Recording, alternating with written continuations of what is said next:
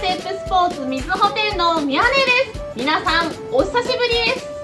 先日の抽選会の結果発表で知った方も多いかと思いますが、私もグルービーと同じみずほで勤務しております。名古屋も美味しいものが多くていいですね。名古屋市内でおすすめのお店があればぜひコメントで教えてください。それでは話を戻しまして、今回の動画は女性向けのおすすめレースシューズ紹介ということで、実際に私が目標にしているサブ 3.5 を目安に私の考えでレースシューズを選ぶポイントをご紹介いたします。ちなみにサブ 3.5 だと1キロあたり4分58秒で走り続けるペースになります。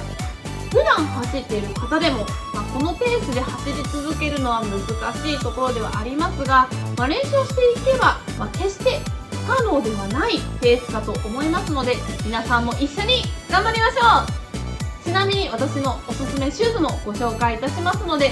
ぜひ最後までご視聴よろしくお願いいたします。それではレッツゴー。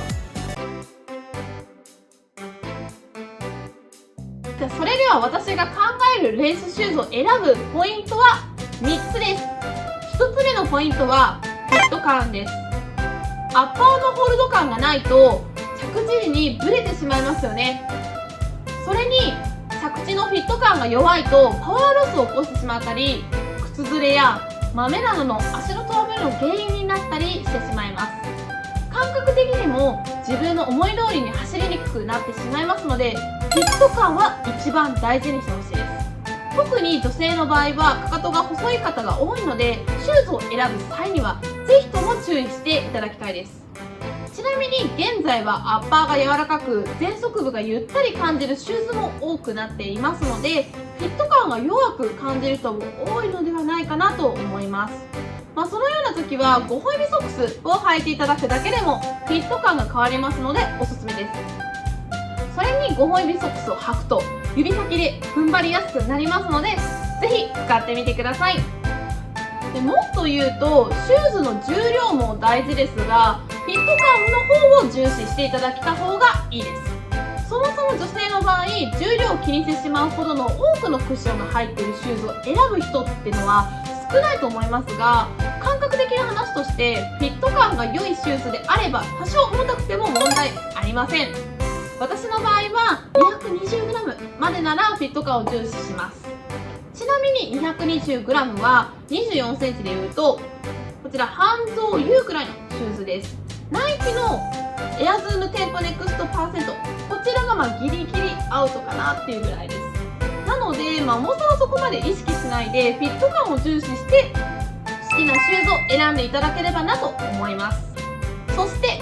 2つ目のポイントは屈曲感です。サブ 3.5 のペースで走ろうとすればある程度の力で、地面を押して走る必要があります。それに女性の場合はピッチ走法の方が多いので、スムーズに足を回すことが大事になります。そこでシューズの屈曲のしやすさがポイントなんです。屈曲が硬いと一回一回の走りで負担が大きくなってしまうので、フルマラソンで考えるとできるだけ省エネで気持ちよく走りたいですよね。イメージとしては指先で曲がってくれた方が、自然と地面を押せていいと思います。もしシューズに硬いプレートが入っていると屈曲の場所はプレートが曲がる場所になってしまうので、これが自分の感覚とは微妙にずれちゃいますね。そのため走り方にもよりますが、プレートがないシューズの方が爽快に走れるのではないかなと考えております。じゃあ最後に3つ目のポイントはクッション性です。私自身足首が柔らかいというのもありますが、クッション性は特に意識しています。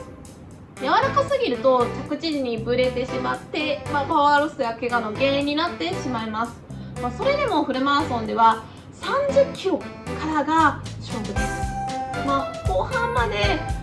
足を持たせるためにもクッション性がある程度は必要になります。このクッション性の程度に関しましては人それぞれのレベルによるところはありますが、この後にご紹介する私のおすすめシューズを参考にしていただければと思います。ちなみに女性の場合は男性よりも体重が軽い人が多いので、クッッションがたくさん入っていないとダメということもないと思います。自分の脚力と相談しながらクッション性と軽さを天秤にかけて選んでいただくことになります。以上3つがレースシューズを選ぶポイントです。あくまで私の経験に基づくポイントになっておりますので、この考え方が合う人合わない人いると思います。ぜひ参考にお考えください。続きまして、先ほどのポイントを踏まえて私のおすすめシューズをご紹介いたします。1足目はスカイセンサージャパン。私が学生の頃から愛用しているシューズです。長年愛用されているシューズですね。フラットシューズが代名詞と言われるシューズではないかなと思います。接地の感覚がつかみやすくて、どこで接地しても走りやすいシューズです。程よいクッション性ととても軽いところが気に入っています。ちなみにこのシューズはサブ 3.5 以上も狙えるシューズではないかなと思います。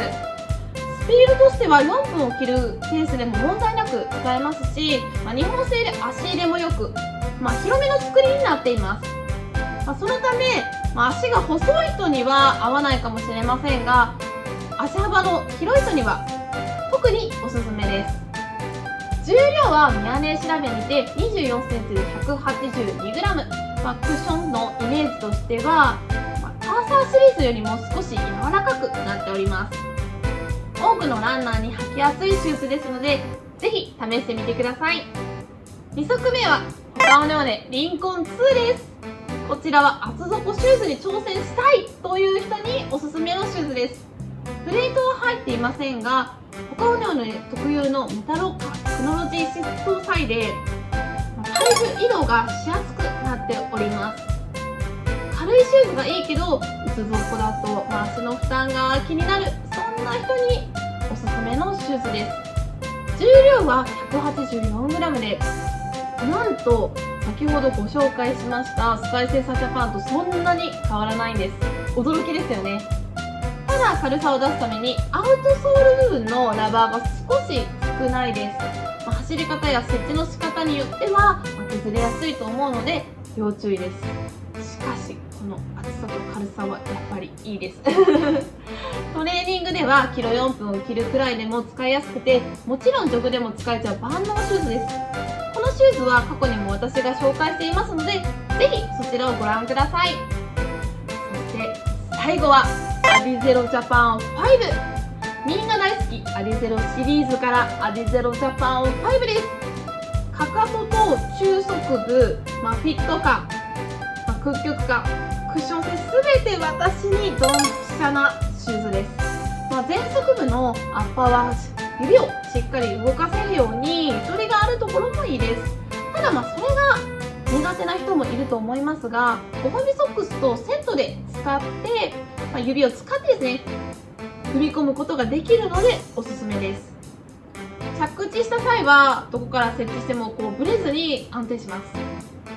ブレが少ないために、キロ5分のスピードから4分のペースまで使うことができるので万能シューズです。フィット感も良いのでより軽さも感じることができます。ちなみに脚力を自信がある方でしたら、半蔵 T をカーボンプレートの推進力を感じて走りたいならアディゼロプロやズームフライ3もいいかと思います。ぜひ参考にしてみてください。最後までご視聴ありがとうございました。今回は女性向けのおすすめレースシューズ紹介ということで、私の考えでお話しさせていただきました。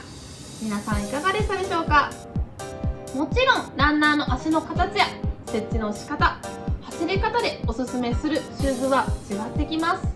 カーボンシューズを使って速く走れたという方もいれば、怪我が増えてしまったという方もいるようです。私の場合は足首が柔らかいので厚底の柔らかさが合わないなと感じてしまいます。そのため今回の内容は宮根のポイントと私の考えが一緒だと思った人にぜひ参考にしていただければなと思います。また皆さんのシューズを選ぶポイントを